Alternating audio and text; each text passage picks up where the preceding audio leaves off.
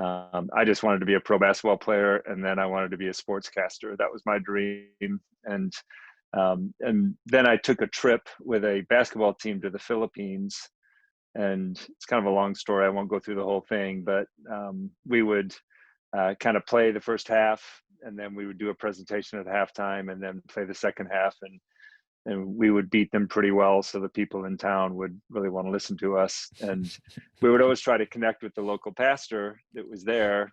Um, it would lend him some credibility in the eyes of the people. And some of these towns were pretty tough.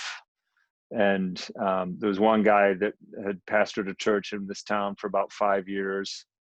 And he had like 4 people in his church, one of whom was the little boy with leprosy in the town that no one would go close to.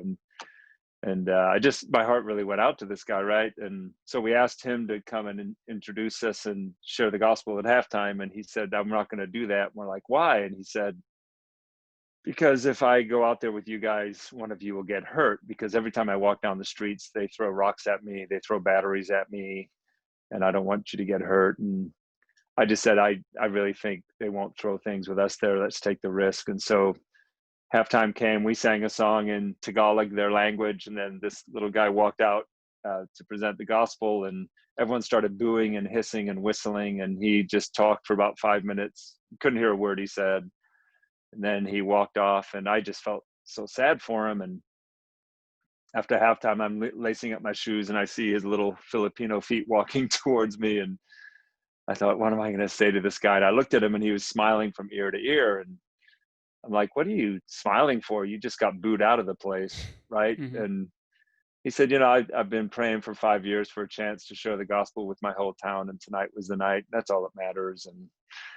And I just watched him loving the people around him, and was laying on my little bamboo mat in my hut that night. And I thought, if that's what it means to be a pastor, that's what I want to do. I just want to be with people. I want to love people. I want to help people. And that sounds like a good way to do it to me. So yeah, it was weird because my dad pastored this huge mega church, and I was never really drawn to that. And then was really drawn to the pastoring world when I saw it in a guy that pastored 4 or 5 people. And so that was always my heart, was just to help people and love people.